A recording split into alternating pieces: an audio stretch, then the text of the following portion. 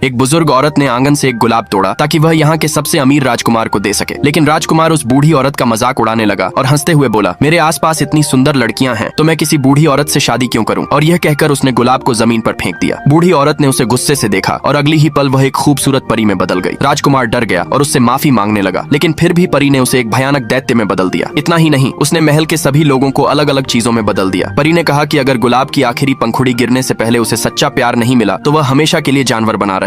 राजकुमार सोचता रहता, उसे आखिर कौन प्यार करेगा। कई साल बीत गए। एक व्यापारी जंगल में रास्ता भटक गया। भेड़ियों से बचने के लिए वह एक महल में आ पहुंचा जहां मेज पर स्वादिष्ट खाना सजा हुआ था। वह बिना सोचे समझे खाना खाने लगा। तभी एक चाय का कप खुद ब खुद उसके सामने आ गया और उससे बात करने लगा। व्यापारी डरकर तुरंत घोड़े पर बैठा और भागने लगा। जाते जाते उसने आंगन से एक गुलाब तोड़ लिया ताकि अपनी बेटी को दे सके, लेकिन जैसे ही गुलाब तोड़ा गया दैत्य की सारी यादें वापस लौट आई। वही गुलाब उसके श्राप की असली वजह था। दैत्य गुस्से से तिलमिला उठा और व्यापारी को पकड़ लिया। घोड़ा डरकर मालिक को छोड़ अकेला ही घर लौट आया। घोड़े को अकेला देखकर व्यापारी की बेटी फौरन उसे खोजने महल पहुंच गई। वह हाथ में मोमबत्ती लिए अंदर गई और व्यापारी को हर जगह ढूंढने लगी। उसे अपना पिता एक पिंजरे में बंद मिला। तभी ऊपर से आवाज आई, तुम्हारे पिता चोर हैं। लड़की बोली, मेरे पिता कभी चोरी नहीं कर सकते। लेकिन जब वह दैत्य के सामने पहुंची तो उसे देख वह भी डर गई। दैत्य ने लड़की से कहा कि अपने पिता की जगह तुम्हें पिंजरे में कैद होना पड़ेगा। दैत्य ने उसके पिता को पिंजरे से आजाद कर दिया और पिता को बचाने के लिए लड़की खुद पिंजरे में कैद हो गई। उसी वक्त दैत्य ने जबरदस्ती उसके पिता को वहां से भेज दिया। अगले दिन लड़की का पिंजरा खुद ब खुद खुल गया। नीचे देखा तो पता चला कि यह एक जादुई मोमबत्ती ने खोला था। घबराकर उसने मेज उठाई और गलती से जादुई मोमबत्ती के सिर में मार दी। धीरे धीरे उसे एहसास हुआ कि यहाँ सब कुछ जादुई है। मोमबत्तियां नाच रही थीं, खड़ी बातें कर रही थीं। सबने उसे बताया कि वे भी कभी इंसान थे, लेकिन परी के श्राप की वजह से ऐसे बन गए। तभी लड़की ने देखा कि शीशे के भीतर रखा गुलाब अब मुरझाने लगा था। उसने महल से भागने की कोशिश की और अपने घोड़े पर सवार होकर महल से निकल गई, लेकिन रास्ते में भेड़ियों ने उसे घेर लिया। तभी दैत्य वहां आ पहुंचा और उसने लड़की की जान बचा ली, लेकिन खुद गंभीर रूप से घायल हो गया। लड़की को उस पर तरस आ गया और उसे वापस महल ले आई और उसकी देखभाल करने लगी। धीरे धीरे दोनों एक दूसरे के करीब आने लगे। दैत्य ने उसे अपनी सच्चाई बताई, जिसे सुनकर लड़की दुखी हो गई और उसे चाहने लगी। लेकिन जैसे ही गुलाब की आखिरी पंखुड़ी गिरने का समय आया, लड़की ने कहा, मैं तुमसे सच में प्यार करती हूँ। उसी पल जादू टूट गया। राजकुमार और महल के बाकी लोग अपने असली रूप में लौट आए। अंत में लड़की ने राजकुमार से विवाह कर लिया।